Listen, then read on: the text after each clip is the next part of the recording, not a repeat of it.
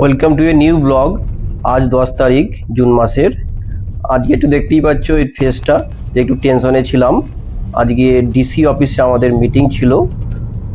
Last blog তোমরা যারা দেখেছো তোমরা জানো যে আমি অ্যাজ এ সিনিয়র ম্যানেজার মেঘালয়ার ইলেকট্রিসিটি ডিপার্টমেন্টের সাথে জড়িত হয়েছি। তো প্রবলেমটা হচ্ছে যে লোকাল পলিটিশিয়ানরা অবজেকশন করেছে যে নাকি খুব ইলেকট্রিসিটি লোডশেডিং যাচ্ছে। তার ইস্যু নিয়ে দাদেংগ্রে বলে একটা জায়গা আছে ফুলবাড়ি থেকে তুরা যাওয়ার পথে, সেখানে আমাদের মিটিংটা ছিল ডিসি অফিসে।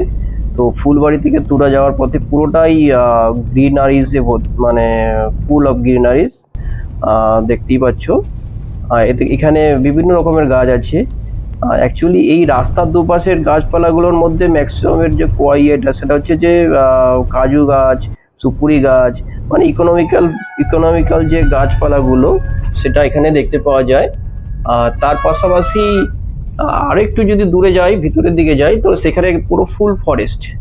এখানে ছোট ছোট সব টিলা টাইপের পাহাড় আর এই আর গাছপালা, মানে পাহাড় আর জঙ্গল নিয়ে বেশ ভালোই আছি। বিভিন্ন পলিটিক্যাল টেনশন তো আছেই, কিন্তু তার মাঝেই বেশ প্রকৃতিটাকে এনজয় করতে করতে বেশ দিন কেটে যায়। তো লাভ ক্ষতির খাতায় হিসেব করলে দেখা যায় যে গেনার ফিল করি, কারণ পলিটিক্স বা বিভিন্ন রকম সমস্যা থাকে, তার সাথেই বেশ এনজয় করা যায়।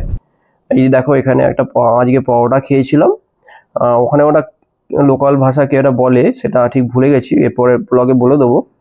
তো বেশ মিষ্টি মিষ্টি ভালোই লাগছিল।